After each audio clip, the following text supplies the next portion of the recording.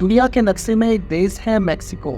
यहाँ पर एक आइलैंड है कुचिमोको और यहाँ पर हजारों डरावनी गुड़ियों की बसाहट है। जगह जगह पेड़ों पर गुड़ियों को टांगा गया है। इतनी सारी डॉल्स को इन द्वीप पर लाया कौन और कैसे बना ये डॉल्स का द्वीप?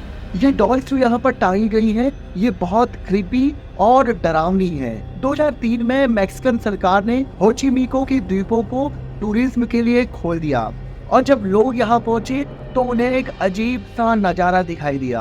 पूरे आइलैंड में हजारों डॉल्स लटकी हुई थी, कुछ जमीन पर पड़ी हुई थी और कुछ पेड़ों से लटकी हुई थी। लेकिन ये डॉल्स यहाँ कैसे आई? इसकी शुरुआत 20वीं सदी में होती है। 20वीं सदी में जूलियन नाम का एक आदमी इस आइलैंड पर आता है। इसका पूरा नाम था डॉन जूलियन सेंटारा बनेना।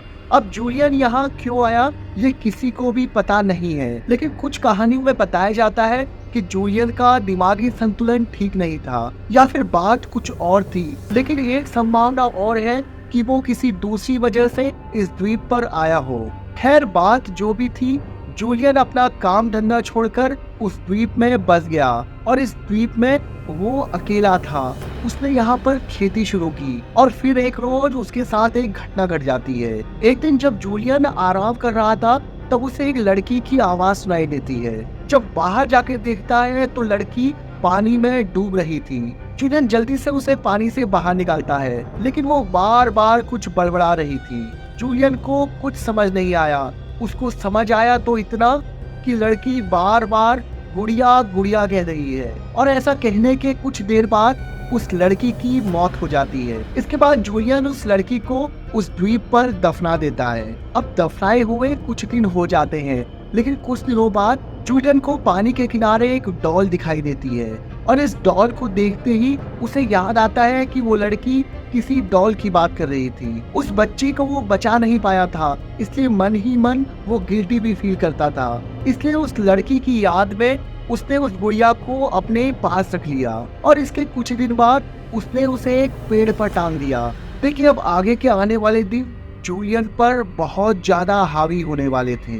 बच्ची की मौत का सदमा जूलियन पर हावी हो गया था और अब कुछ ही दिनों में उसे लड़की की परछाई और आवाजें सुनाई देने लगती हैं। उसे लगता है कि जैसी वो लड़की उसके आसपास ही है और इन परेशानियों की वजह से उसकी उगाई हुई फसल भी खराब होने लगती है। इन सारी समस्याओं से निजात पाने के लिए जूलियन एक तरीका निकालता है। जूलियन उस टापू पर डॉल्स को इकट्ठा करना शुरू कर देता है और जूलियन को ये लग रहा था कि डॉल्स को इकट्ठा करके उस लड़की की आत्मा को शांति मिलेगी और जब उस लड़की की आत्मा को शांति मिल जाएगी तो वो लड़की उसे फिर कभी परेशान नहीं करेगी। इसके लिए वो रोज झील के किनारे जाता और गुड़िया ढूंढने लगता। उसने ये काम कई सालों तक किया और इन कई सालों में जूलियन ने बहुत सारी डॉल्स इकट्ठा कर ली थी और अब उसने पूरे आइलैंड को डॉल्स से भरना शुरू किया।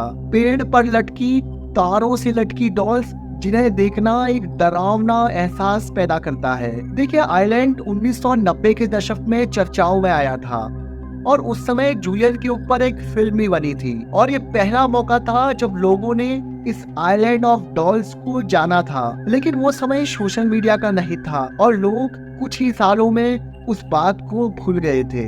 लेकिन यह आइलैंड सन 2000 में फिर से चर्चा में आ गया जब जूलियन की मौत हुई।